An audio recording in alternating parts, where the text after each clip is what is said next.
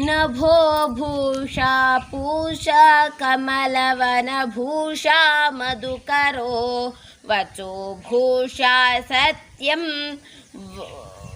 ವರವಿಭವಭೂಷಾ ವಿತರಣಂ ಮನೋಭೂಷಾ ಮೈತ್ರಿ ಮಧುಕರವನಭೂಷಾ ಮನಸಿಜಃ ಸದೋ ಭೂಷಾ ಸೂಕ್ತಿ ಸಕಲ ಗುಣಭೂಷಾ ಚ ವಿನಯಃ.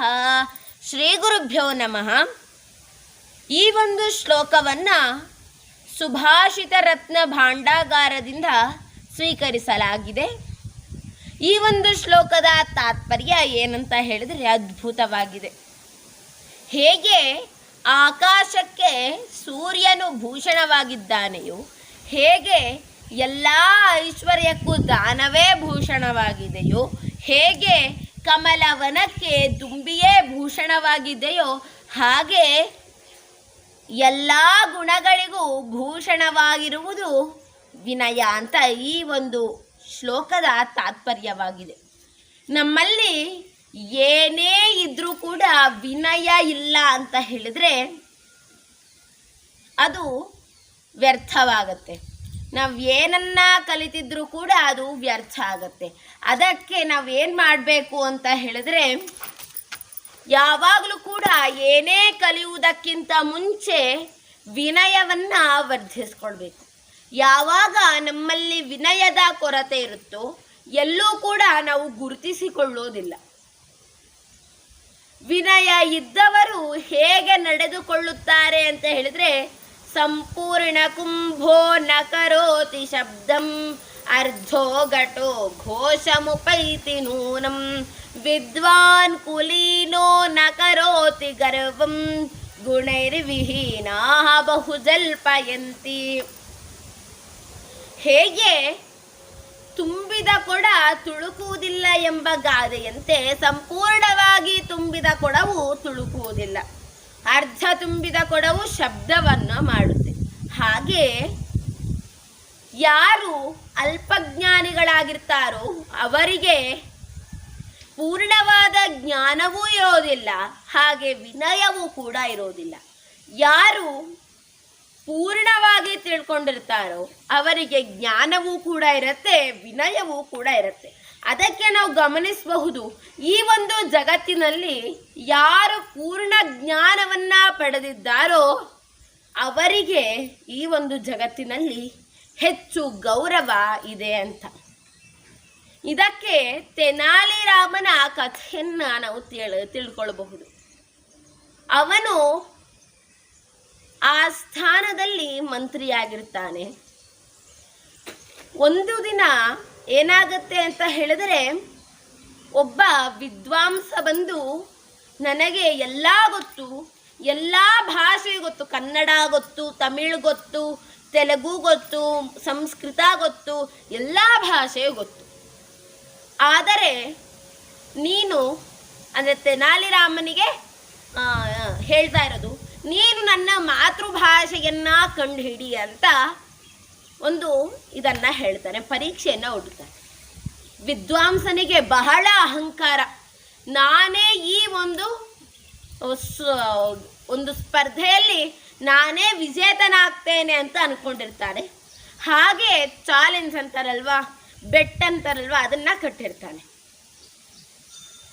ಸ್ವಲ್ಪ ಹೊತ್ತಿನ ಆದ್ಮೇಲೆ ರಾಜ ಹೇಳ್ತಾನೆ, ಇವನೇ ಗೆಲ್ತಾನೆ ಅಂತ ಹೇಳಿದ್ರೆ ವಿದ್ವಾಂಸನೇ ಗೆಲ್ತಾನೆ ಅಂತ ಹೇಳ್ತಾನೆ. ಆದರೆ ತೆನಾಲಿ ರಾಮ ಆಯಿತು ಅಂತ ಸುಮ್ಮನಾಗಿ ವಿನಯದಿಂದ ವರ್ತಿಸಿ ರಾಜನ ಮುಂದೆ ರಾತ್ರೋರಾತ್ರಿ ವಿದ್ವಾಂಸನ ಮನೆಗೆ ಹೋಗ್ತಾನೆ. ವಿದ್ವಾಂಸನ ಮನೆಗೆ ಹೋಗಿ ತಣ್ಣೀರಿನ ಕೊಡವನ್ನು ತೆಗೆದುಕೊಂಡು ತಣ್ಣೀರನ್ನ ಮುಖದ ಮೇಲೆ ಎರಚಿಸ್ತಾನೆ. ಆಗ ವಿದ್ವಾಂಸ ಕನ್ನಡ ಭಾಷೆಯಲ್ಲಿ ಅಮ್ಮ ನನಗೆ ಚಳಿ ಆಗ್ತಾ ಇದೆ ಅಂತ ಬೊಬ್ಬೆ ಹೊಡಿತಾನೆ. ತಕ್ಷಣ ತೆನಾಲಿ ರಾಮ ಆ ಸ್ಥಾನಕ್ಕೆ ಬಂದು ಮರುದಿನ ನನ್ನ ಮಾತೃಭಾಷೆ ಯಾವುದು ಅಂತ ವಿದ್ವಾಂಸ ಕೇಳ್ತಾನೆ. ನಿನ್ನ ಮಾತೃಭಾಷೆ ಕನ್ನಡ ಅಂತ ಉತ್ತರ ಕೊಡ್ತಾನೆ ತೆನಾಲಿ ರಾಮ. ಎಲ್ಲರಿಗೂ ಆಶ್ಚರ್ಯವಾಗತ್ತೆ, ಹೇಗೆ ಅಂತ. ಆಗ ತೆನಾಲಿರಾಮ ಹೇಳ್ತಾನೆ, ನಿಮಗೆ ಎಷ್ಟೇ ಭಾಷೆಗಳು ಬರಬಹುದು, ಆದರೆ ನೀನು ಮಲಗಿದ್ದಾಗ ಬರುವ ಒಂದೇ ಒಂದು ಭಾಷೆ ಅಂತ ಹೇಳಿದ್ರೆ ನಿನ್ನ ಮಾತೃಭಾಷೆ ಮಾತ್ರ. ಅದು ನನಗೆ ತಿಳಿದಿತ್ತು. ಮೊದಲು ನಿನ್ನಲ್ಲಿರುವಂಥ ಅಹಂಕಾರವು ನಿನ್ನನ್ನು ಬಿಟ್ಟು ಹೋದರೆ ಎಲ್ಲವೂ ನಿನ್ನದಾಗತ್ತೆ. ಆದರೆ ನಿನ್ನಲ್ಲಿರುವಂಥ ಅಹಂಕಾರವು ವಿನಯವನ್ನು ದೂರ ಮಾಡ್ತಾ ಇದೆ. ಯಾವಾಗ ವಿನಯ ಇರೋದಿಲ್ವೋ ಎಲ್ಲರೂ ನಿನ್ನನ್ನು ಕೀಳಾಗಿ ನೋಡ್ತಾರೆ. ಎಷ್ಟೇ ವಿದೂಷನಾಗಿದ್ದರೂ ಕೂಡ, ವಿದ್ವಾಂಸನಾಗಿದ್ದರೂ ಕೂಡ ನಿನ್ನನ್ನು ಕೀಳು ಮಟ್ಟದಲ್ಲಿ ನೋಡ್ತಾರೆ ಜನರು. ಅದಕ್ಕೆ ನೀನು ವಿನಯವನ್ನು ಯಾವಾಗಲೂ ಕೂಡ ವರ್ಧಿಸ್ಕೊಳ್ಬೇಕು. ಇದಕ್ಕೆ ಹಿತೋಪದೇಶ ಹೇಳುತ್ತೆ, ಯಾರಿಗೆ ಎಷ್ಟೇ ವಿದ್ಯೆ ಇದ್ದರೂ ಕೂಡ ವಿನಯ ಇಲ್ಲ ಅಂತ ಹೇಳಿದ್ರೆ ಎಷ್ಟೇ ವಿದ್ಯೆಗಳನ್ನು ಕಲಿತರೂ ಕೂಡ ಅದು ವ್ಯರ್ಥ ಆಗತ್ತೆ. ಯಾಕೆ ಅಂತ ಹೇಳಿದ್ರೆ, ವಿನಯ ಇಲ್ಲದೆ ಇರುವಂಥ ಒಬ್ಬ ಮನುಷ್ಯನು ಎಷ್ಟೇ ವಿದ್ಯೆಯನ್ನು ಕಲಿತರೂ ಕೂಡ ಯಾರ ಮುಂದೆ ಹೇಗೆ ವರ್ತಿಸಬೇಕು ಎಂದು ಗೊತ್ತಿಲ್ಲದ ಮನುಷ್ಯನಿಗೆ ಎಲ್ಲೂ ಕೂಡ ಗೌರವವು ಸಿಗೋದಿಲ್ಲ. ಗಾಢಂ ಗುಣವತಿ ವಿದ್ಯಾ ನಮುದೇ ವಿನಯಂ ವಿನಾ ಮೂರ್ಖತಾಂ ನಮುದೇ ಭೂಯಾತ್ ಮೂರ್ಖತಾಂ ನಮುದೇ ಭೂಯಾತ್ ಮಹತ್ಸು ವಿನಯಾನ್ವಿತ ಅಂತ ಹಿತೋಪದೇಶ ಹೇಳುತ್ತೆ. ಎಷ್ಟೇ ವಿದ್ಯೆಯನ್ನ, ಗುಣವಂತವಾದಂಥ ವಿದ್ಯೆಯನ್ನ, ಸಂಪತ್ತನ್ನ ಗಳಿಸಿದ್ರು ಕೂಡ ಆತನಿಗೆ ವಿನಯ ಇಲ್ಲ ಅಂತ ಹೇಳಿದ್ರೆ ಅವನು ಮೂರ್ಖನಿಗೆ ಸಮಾನ ಆಗ್ತಾನೆ ಅಂತ ಹಿತೋಪದೇಶ ಹೇಳುತ್ತೆ. ಅದಕ್ಕೆ ವಿನಯವನ್ನ ಹೆಚ್ಚಾಗಿ ವರ್ಧಿಸ್ಕೊಳ್ಬೇಕು. ವಿನಯ ಏನನ್ನ ಹೋಗಲಾಡಿಸುತ್ತೆ ಅಂತ ಹೇಳಿದ್ರೆ, ಅಕೀರ್ತಿಂ ವಿನಯೋ ಹಂತಿ ಅಂತ ಹೇಳ್ತಾರೆ. ನಮಗೆ ಬಂದಿರುವಂತಹ ಅಪಕೀರ್ತಿಯನ್ನ ನಮ್ಮಲ್ಲಿರುವಂತಹ ವಿನಯವು ಹೋಗಲಾಡಿಸುತ್ತೆ ಅಂತ. ಇದಕ್ಕೆ ಒಂದು ಕಥೆಯನ್ನ ಕೇಳಬಹುದು. ಒಂದೂರಿನಲ್ಲಿ ಒಬ್ಬ ಬಾಲಕ ಇರ್ತಾನೆ. ಆ ಬಾಲಕ ಯಾವಾಗಲೂ ಕೂಡ ನಾನು ಗುರುಕುಲ ಅಧ್ಯಯನ ಮಾಡಬೇಕು ಅಂತ ಇಷ್ಟವನ್ನ ಪಡ್ತಾ ಇರ್ತಾನೆ. ಅವನ ಇಷ್ಟದಂತೆ ಗುರುಕುಲಾಭ್ಯಾಸಕ್ಕೆ ತಂದೆ ತಾಯಿಯರು 12 ವರ್ಷಗಳ ಕಾಲ ಗುರುಕುಲ ಅಧ್ಯಯನ ಮಾಡಬೇಕಂತ ಹೇಳಿ ಗುರುಗಳ ಹತ್ತಿರ ಕಳಿಸ್ತಾರೆ. ಆದರೆ ಗುರುಗಳಿಗೆ ಈ ಶಿಷ್ಯನು ಇಷ್ಟವಾದರೂ ಕೂಡ ಗುರುಗಳ ಶಿಷ್ಯರಿಗೆ ಈ ಒಬ್ಬನು ಇಷ್ಟ ಆಗ್ತಾ ಇರಲಿಲ್ಲ. ಇಲ್ಲ ಸಲ್ಲದ ಎಲ್ಲ ವಿಷಯಗಳನ್ನು ಗುರುಗಳಿಗೆ ಹೋಗಿ ಚುಚ್ಚುತ್ತಾ ಇದ್ರು ಅವರ ಶಿಷ್ಯರು. ಹೀಗಿರ್ಬೇಕಾದ್ರೆ ಶಿಷ್ಯನಿಗೆ ಪರೀಕ್ಷೆಯನ್ನ ಮಾಡಬೇಕು. ಇವನು ಅಹಂಕಾರವನ್ನ ಹೊಂದಿದ್ದಾನೆಯೋ ಇಲ್ಲವೋ ಎಂದು ನಾನು ಪರೀಕ್ಷೆಯನ್ನ ಮಾಡಬೇಕು ಅಂತ ಹೇಳಿ ಒಂದು ದಿನ ಗುರು ಶಿಷ್ಯನನ್ನ ಕರೆದು ಹಸುವನ್ನ ಕರೆದುಕೊಂಡು ಹೋಗಿ ನೀನು ಮೇಯಿಸು, ಆ ಹಸುವಿಗೆ ಹೊಟ್ಟೆ ತುಂಬುವ ತನಕ ನೀನು ಮರಳಿ ಕರೆದುಕೊಂಡು ಬರಬೇಡ ಅಂತ ಆಜ್ಞೆಯನ್ನು ಕೊಡ್ತಾರೆ. ಇದಕ್ಕೆ ಒಪ್ಪಿಕೊಂಡಂತ ಆ ಶಿಷ್ಯನು ಹೋಗ್ತಾನೆ. ಹೋದ ನಂತರ 3 ದಿನಗಳಾದರೂ ಕೂಡ ಹಸುಗೆ ಹೊಟ್ಟೆ ತುಂಬೋದಿಲ್ಲ. ಅದು ಹುಲ್ಲನ್ನ ತಿಂತಾನೆ ಇರುತ್ತೆ. ಆದರೆ ಆ ಶಿಷ್ಯನಿಗೆ ಏನನ್ನೂ ಕೂಡ ತಿನ್ನಲಾಗದೆ ಹೊಟ್ಟೆ ಹಸಿವಿನಿಂದ 3 ದಿನ ಬಳಲಿರ್ತಾನೆ. ಹಾಗೆ ಮುಂದೆ ಹೋಗ್ಬೇಕಾದ್ರೆ ಹಸು ಓಡ್ಕೊಂಡು ಹೋಗುತ್ತೆ. ಅದನ್ನ ಹಿಡಿಯಲು ಹೋದಂತ ಆತನಿಗೆ ಎಕ್ಕದ ಹಾಲು ತಗಲಿ ಕಣ್ಣು ಹೋಗ್ಬಿಡತ್ತೆ. ಆ ಕಣ್ಣು ಹೋದ ತಕ್ಷಣ ಆತನಿಗೆ ಏನ್ ಮಾಡಬೇಕು ಅಂತ ಗೊತ್ತಾಗೋದಿಲ್ಲ. ಅವನು ಅದೇ ಮುಟ್ಕೊಂಡು ಹೋಗ್ತಾ ಇರ್ತಾನೆ. ಗೊತ್ತಾಗದೆ ಒಂದು ಗುಂಡಿಯಲ್ಲಿ ಬಿದ್ದು ಹೋಗ್ತಾನೆ. ಗುರುಗಳು ಇಲ್ಲಿ 1 ವಾರ ಆದರೂ ಶಿಷ್ಯ ಬಂದಿಲ್ವಲ್ಲ, ಯಾಕೆ ಅಂತ ಯೋಚನೆನ ಮಾಡ್ತಾ ಸುಮ್ಮನಾಗ್ತಾರೆ. 2 ವಾರ ಕಳೆಯುತ್ತೆ, ಆದರೂ ಕೂಡ ಶಿಷ್ಯ ಬರೋದಿಲ್ಲ. ಇವರಿಗೆ ಯೋಚನೆ ಆಗುತ್ತೆ. ಅವರು ಅದೇ ಯೋಚನೆಯಿಂದ ಕಾಡಿಗೆ ಹೋಗ್ತಾರೆ. ಅಲ್ಲಿ ಹಸು ಮಾತ್ರ ಒಂದು ಕಡೆ ನಿಂತಿರತ್ತೆ. ಆದರೆ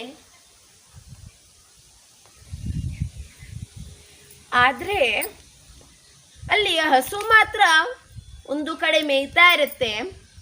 ಆಗ ಗುರುಗಳಿಗೆ ಸಂಶಯ ಬರುತ್ತೆ. ಹಸುವನ್ನ ಮೇಯಿಸಲು ಬಿಟ್ಟರೆ ಆತ ಎಲ್ಲಿ ಹೋದ ಅಂತ. ಆಗ ಶಿಷ್ಯರೆಲ್ಲರೂ ಹೇಳ್ತಾರೆ, ನಾವು ಹೇಳಿದ್ದು ಸರಿಯಲ್ಲವಾ ಗುರುಗಳೇ, ಅವನು ಹಸುವನ್ನ ಮೇಯಿಸುವ ಬದಲು ಓಡಿ ಹೋಗಿದ್ದಾನೆ ಅಂತ ಹೇಳ್ತಾರೆ. ಗುರುಗಳಿಗೆ ಆದರೂ ಕೂಡ ಶಿಷ್ಯನನ್ನ ಹುಡುಕಬೇಕೆಂಬ ಹಂಬಲ. ಮುಂದೆ ಹೋಗ್ತಾರೆ. ಒಂದು ಗುಂಡಿಯಿಂದ ಶಬ್ದ ಬರ್ತಾ ಇರುತ್ತೆ, ಕಾಪಾಡಿ ಕಾಪಾಡಿ ಅಂತ. ಅಲ್ಲಿಗೆ ಹೋಗಿ ನೋಡಿದಾಗ ಗುರುಗಳಿಗೆ ಅನ್ಸತ್ತೆ ಇವನೇ ನನ್ನ ಶಿಷ್ಯ ಅಂತ. ಆದರೆ ಆತನಿಗೆ ಕಣ್ಣಿರೋದಿಲ್ಲ. ಆಗ ಗುರುಗಳಿಗೆ ಇಂಥ ವಿನಯವಂತನಾದಂಥ ಶಿಷ್ಯನನ್ನ ನಾನು ಮೊದಲನೇ ಬಾರಿ ಕಂಡಿದ್ದೇನೆ. ನಾನು ಹೇಳಿ 2 ವಾರಗಳಾಯಿತು, ಹಸುವು ಹೊಟ್ಟೆ ತುಂಬುವ ತನಕ ಈ ಕಡೆ ಬರಬಾರ್ದು ಅಂತ ಗುರುಗಳ ಮಾತನ್ನ ಕೇಳಿ ಎಷ್ಟೇ ವಿದ್ಯಾವಂತನಾಗಿದ್ರೂ ಕೂಡ ಆತನು ಗುರುಗಳ ಬಗ್ಗೆ ವಿನಯವನ್ನ ತೋರಿಸಿದ್ದಾನೆ. ಇವನಿಗೆ ಎಲ್ಲಾ ವಿದ್ಯೆಗಳು 64 ವಿದ್ಯೆಗಳು ಕೂಡ ಬರಲಿ ಅಂತ ಹಾರೈಸ್ತಾರೆ. ಹಾಗೆ ಅಶ್ವಿನಿ ದೇವತೆಗಳಿಂದ ಕಣ್ಣನ್ನ ಮರಳಿ ಕೊಡಲು ಆಜ್ಞಾಪಿಸ್ತಾರೆ.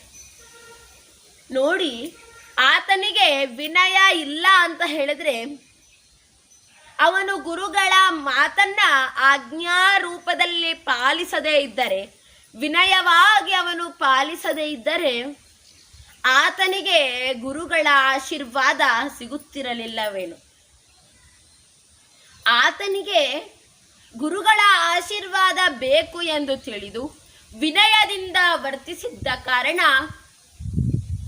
ಎಲ್ಲ ಶಿಷ್ಯರಿಗೂ ಗೊತ್ತಾಗತ್ತೆ, ನಾವೆಲ್ಲರೂ ಆ ಒಬ್ಬ ಶಿಷ್ಯನ ಬಗ್ಗೆ ಇಲ್ಲ ಸಲ್ಲದ ಅಪಕೀರ್ತಿಯನ್ನ ತರಲು ಹೋದೆವಲ್ಲ. ನಮ್ಮ ಮೂರ್ಖತನಕ್ಕೆ ಏನು ಮಾಡಬೇಕು, ಯಾವ ಶಿಕ್ಷೆಯನ್ನ ವಿಧಿಸ್ಕೊಳ್ಬೇಕು ಗೊತ್ತಾಗ್ತಿಲ್ಲ ಅಂತ ಅವರು 1 ವಾರ ಬೇಜಾರಿನಿಂದ ದುಃಖದಿಂದ ಕಳೀತಾರೆ. ನೋಡಿ, ವಿನಯ ಹೊಂದಿದ್ದರೆ ಎಲ್ಲವೂ ಸಾಧ್ಯವಾಗುತ್ತೆ. ಒಮ್ಮೆ ಒಂದು ಧೇನು ಇರುತ್ತೆ. ಮಧ್ವಾಚಾರ್ಯರ ಆಶ್ರಮದಲ್ಲಿ ಧೇನು ಅಂದರೆ ಹಸು ಇರುತ್ತೆ. ಅದು ಮಧ್ವಾಚಾರ್ಯರು ಹೇಳಿದಂತಹ ಎಲ್ಲ ವಿದ್ಯೆಯನ್ನ ಅರ್ಜಿಸ್ಕೊಳ್ತಾ ಇರುತ್ತೆ. ಮಧ್ವಾಚಾರ್ಯರಿಗೆ ಆ ಹಸುವನ್ನ ಕಂಡರೆ ಬಹಳ ಪ್ರೀತಿ. ಅವರು ಒಮ್ಮೆ ಶಿಷ್ಯರ ಮುಂದೆ ಹೇಳ್ತಾರೆ, ಇಷ್ಟು ದಿನ ಅಧ್ಯಯನ ನೀವು ನಮ್ಮ ಜೊತೆ ಮಾಡಿದ್ರು ಕೂಡ ನಾನು ಹೇಳಿರುವಂಥ ಎಲ್ಲ ವಿಷಯಗಳನ್ನ ಚೆನ್ನಾಗಿ ತಿಳಿದುಕೊಂಡಿರುವುದು ಆ ಹಸು ಅಂತ ಹೇಳ್ತಾರೆ. ಅದಕ್ಕೆ ಹೊಟ್ಟೆ ಕಿಚ್ಚಿನಿಂದ ಎಲ್ಲ ವಿದ್ಯಾರ್ಥಿಗಳು ಒಂದು ಸಣ್ಣ ಹಾಕ್ತಾರೆ. ಆ ಹಸು ಹೇಗಿರುತ್ತೆ ಅಂತ ಹೇಳಿದ್ರೆ, ಯಾವಾಗಲೂ ಕೂಡ ಗುರುಗಳ ಮುಂದೆ ವಿನಯವಾಗಿ ತಲೆಬಾಗಿ ವಿನಯದಿಂದ ಬಂದು ಕೂತ್ಕೊಂಡು ಗುರುಗಳ ಪಾಠ ಪ್ರವಚನಗಳನ್ನ ಕೇಳ್ತಾ ಇರುತ್ತೆ. ವಿದ್ಯಾರ್ಥಿಗಳು ಸಣ್ಣ ಹಾಕಿ ರಾತ್ರೋರಾತ್ರಿ ಆ ಹಸುವನ್ನ ಕೊಂದು ಬಿಡ್ತಾರೆ. ಆಗ ಮಧ್ವಾಚಾರ್ಯರು ವಿನಯದಿಂದಿರುವಂತಹ ಈ ಒಂದು ಹಸುವನ್ನ ಕಳೆದುಕೊಳ್ಳಲು ನನ್ನಲ್ಲಿ ಆಗೋದಿಲ್ಲ ಅಂತ ಹೇಳಿ ಅಷ್ಟಕವನ್ನ ಬಾಯಲ್ಲಿ ಹೇಳ್ತಾ ಆ ಹಸುವನ್ನ ಬದುಕಿಸ್ತಾರೆ. ಆ ಹಸು ಮಧ್ವಾಚಾರ್ಯರಿಗೆ ಇಷ್ಟವಾಗಿದ್ದು ಆ ಹಸುವಿನಲ್ಲಿರುವಂತಹ ವಿನಯತೆ. ಹಸುವಿಗೆ ವಿನಯ ಇದ್ಮೇಲೆ ಮಾನವರಿಗೆ ಯಾಕೆ ಇಲ್ಲ ಅಂತ ಪ್ರಶ್ನೆ ಬರುತ್ತೆ. ಕೆಲವೊಂದು ಬಾರಿ ಅನ್ನದ ಋಣದಲ್ಲಿದ್ದರೂ ಕೂಡ ವಿನಯದಿಂದ ವರ್ತಿಸದೇ ಇರುವಂತಹ ಮಾನವರು ಎಲ್ಲಿಂದ ಗೌರವವನ್ನ ಪಡೆಯುತ್ತಾರೆ ಅಂತ ಸಂಶಯ ನಮಗೆ ಬಂದೇ ಬರುತ್ತೆ. ಎಷ್ಟೇ ವಿದ್ಯಾವಂತರಾಗಿರಲಿ, ಎಷ್ಟೇ ಗುಣವಂತರಾಗಿರಲಿ, ಒಂದು ವಿನಯ ಇಲ್ಲ ಅಂತ ಹೇಳಿದ್ರೆ ನಮ್ಮ ಚಾರಿತ್ರ್ಯವೇ ನಾಶ ಆಗತ್ತೆ. ಒಬ್ಬ ಒಂದು ಶಾಲೆಯಲ್ಲಿ ಓದಿ ಶಾಲಾಭ್ಯಾಸವನ್ನ ಮುಗಿಸಿಕೊಂಡು ಪದವಿ ಶಿಕ್ಷಣವನ್ನ ಪಡೆದು ಶ್ರೇಷ್ಠ ವಿದೂಷನಾಗಿ ವಿದ್ವಾಂಸನಾಗಿ ಹೊರಬರ್ತಾನೆ. ಹೊರಬಂದು ಅವನು ಒಂದು ಕಂಪನಿಗೆ ಹೋಗ್ತಾನೆ, ಸಂಸ್ಥೆಗೆ ಹೋಗಿ ಕೆಲಸಕ್ಕಾಗಿ ಸಂದರ್ಶನದಲ್ಲಿ ಕೂರ್ತಾನೆ. ಸಂದರ್ಶಕರು ಕೆಲವಾರು ಪ್ರಶ್ನೆಗಳನ್ನ ಕೇಳ್ತಾರೆ. ಆಗ ಇವನು ಸಂದರ್ಶನಕ್ಕೆ ಯಾರು ಪಾಲ್ಗೊಂಡಿದ್ರಲ್ವಾ ಆತ ಹೇಳ್ತಾನೆ, ನಿಮಗ್ಯಾಕೆ ಬೇಕು ನನ್ನ ಈ ಒಂದು ಮನೆಯ ಕೆಲಸವಾಗಿರ್ಬೋದು, ನನ್ನಲ್ಲಿ ಯಾವ ಪ್ರತಿಭೆ ಇದೆ ನಿಮಗ್ಯಾಕೆ ಬೇಕು ಅಂತ ಪ್ರಶ್ನೆ ಮಾಡ್ತಾನೆ. ಆಗ ಸಂದರ್ಶಕರಿಗೆ ಕೋಪ ಬರುತ್ತೆ. ಇವನು ಒಬ್ಬ ಕೆಲಸವನ್ನ ಹುಡುಕಿಕೊಂಡು ಬಂದಿದ್ದಾನೆ, ನಾವು ಪ್ರಶ್ನೆಯನ್ನ ಕೇಳಿದರೆ ಇಂತಹ ಉತ್ತರವನ್ನ ಕೊಡ್ತಾನೆ ಅಂತ ಹೇಳಿ ತಿರಸ್ಕಾರ ಮಾಡ್ತಾನೆ. ಆತ ಹೋದ್ರೆ ಹೋಗ್ಲಿ, ಇನ್ನೊಂದು ಸಂಸ್ಥೆಯಲ್ಲಿ ಕೆಲಸ ಹುಡುಕುವ ಅಂತ ಹೋಗ್ತಾನೆ. ಅಲ್ಲಿ ಸಂದರ್ಶಕರು ಕೇಳ್ತಾರೆ, ನಿಮಗೆ ಎಷ್ಟು ಸಂಬಳ ಬೇಕು ಅಂತ. ಆಗ ಅವನು ವಿನಯವಿಲ್ಲದ ಮಾತಿನಿಂದ 3 ಲಕ್ಷ ಸಂಬಳ ಬೇಕು, ಕೊಡ್ಲೇಬೇಕು ಅಂತ ಅವಿನಯದಿಂದ ವರ್ತಿಸ್ತಾನೆ. ಅಲ್ಲೂ ತಿರಸ್ಕಾರಕ್ಕೆ ಒಳಗಾಗ್ತಾನೆ. ಎಲ್ಲಾ ಸಂಸ್ಥೆಯಲ್ಲೂ ವಿನಯದಿಂದ ವರ್ತಿಸದ ಆತ ಎಲ್ಲಾ ಸಂಸ್ಥೆಗಳಿಂದಲೂ ತಿರಸ್ಕಾರನಾಗ್ತಾನೆ. ಕೊನೆಗೆ ಯಾವ ಸಂಸ್ಥೆಯು ಆತನಿಗೆ ಕೆಲಸವನ್ನ ಕೊಡದೆ ಹೊಟ್ಟೆಪಾಡಿಗಾಗಿ ಗಾಡಿಯನ್ನ ಓಡಿಸ್ಕೊಳ್ತಾ ಒಂದೊಂದು ಮನೆಗೂ ಹೋಗಿ ಅವರ ಆರ್ಡರ್ ಮಾಡಿದಂಥ ವಸ್ತುವನ್ನ ಕೊಡುವಂತಹ ಒಂದು ಕೆಲಸಕ್ಕೆ ಅವನು ಸೇರ್ಕೋತಾನೆ. ಆಗ ಅವನಿಗೆ ಅರ್ಥವಾಗುತ್ತೆ, ನಾನು ಅವತ್ತು ವಿನಯದಿಂದ ಮಾತನಾಡಿದರೆ ನನಗೆ ಇಂದು 1 ಕೋಟಿ ದುಡಿಯುವಂತಹ ಅರ್ಹತೆ ಇತ್ತು, ಆದರೆ ಅವಿನಯದಿಂದ ಮಾತನಾಡದೆ ಅದಕ್ಕೆ ಇವತ್ತು 5,000 ದುಡಿಯುವ ಅರ್ಹತೆ ಕೂಡ ನನಗಿಲ್ಲವಲ್ಲ ಅಂತ ಬೇಜಾರು ಮಾಡ್ಕೋತಾನೆ. ಆದರೆ ಕಳೆದು ಹೋದ ಕಾಲ ಮರಳಿ ಬರೋದಿಲ್ಲ, ಏನೂ ಮಾಡೋಕ್ಕಾಗೋದಿಲ್ಲ. ಅದಕ್ಕೆ ಹೋದ ಸಮಯಕ್ಕೆ ಚಿಂತೆ ಮಾಡುವ ಬದಲು, ಬೆಂಕಿ ಬಿದ್ದ ಮೇಲೆ ಬಾವಿ ತೋಡುವ ಬದಲು, ಯುದ್ಧ ಕಾಲೆ ಶಸ್ತ್ರಾಭ್ಯಾಸ ಮಾಡುವ ಬದಲು ಇಂದಿನಿಂದಲೇ ವಿನಯವನ್ನ ನಾವು ವರ್ಧಿಸ್ಕೊಳ್ಬೇಕು. ಆಗ ಮಾತ್ರ ನಮಗೆ ಎಲ್ಲ ಕಡೆಯೂ ಕೂಡ ಗೌರವವು ಕಟ್ಟಿಟ್ಟ ಬುದ್ಧಿಯಾಗತ್ತೆ. ಯಾವಾಗ ನಮ್ಮಲ್ಲಿ ವಿನಯದ ಕೊರತೆ ಇರುತ್ತೋ ಆವಾಗ ನಾವು ಅರ್ಥ ಮಾಡ್ಕೋಬೇಕು, ನಮಗೆ ಯಾವುದೇ ರೀತಿಯಾದಂಥ ಗೌರವಗಳು ಸಿಗೋದಿಲ್ಲ ಅಂತ. ಅದಕ್ಕೆ ವಿನಯವನ್ನ ದೊಡ್ಡವರಾದ ಮೇಲೆ ಬೆಳೆಸಿಕೊಂಡ್ರೆ ಆಗೋದಿಲ್ಲ. ಬೆಳೆಯುವ ಸಿರಿ ಮೊಳಕೆಯಲ್ಲಿ ಎಂಬಂತೆ ಗಿಡವಾಗಿ ಬಗ್ಗದ್ದು ಮರವಾಗಿ ಬಗ್ಗೀತೆ ಎಂಬ ಗಾದೆಯಂತೆ ಗಿಡವಾಗಿರುವಂತಹ ಮಕ್ಕಳೆಲ್ಲರೂ ಕೂಡ ಮರವಾಗುವ ಮುಂಚೆಯೇ ವಿನಯವನ್ನ ಬೆಳೆಸ್ಕೋಬೇಕು. ಅದಕ್ಕಾಗಿ ಶಿಕ್ಷಕರು ಶಾಲೆಯಲ್ಲಿ ವಿನಯದ ಪಾಠವನ್ನ ಮಾಡಬೇಕು. ಕೆಲವೊಂದು ಶಾಲೆಯಲ್ಲಿ ನಾವು ಕಾಣಬಹುದು, ಶಿಕ್ಷಕರು ಹೇಳಿದ ಮಾತಿಗೆ ಪ್ರತಿಯಾಗಿ ಉತ್ತರವನ್ನ ಕೊಡ್ತಾರೆ. ಯಾವ ರೀತಿಯಾಗಿ ಅಂತ ಹೇಳಿದ್ರೆ, ಶಿಕ್ಷಕರು ಮಕ್ಕಳಿಗೆ ಕೇಳ್ತಾರೆ, ಯಾಕೆ ಗೃಹ ಕಾರ್ಯವನ್ನ ಮಾಡ್ಕೊಂಡು ಬಂದಿಲ್ಲ ಅಂತ.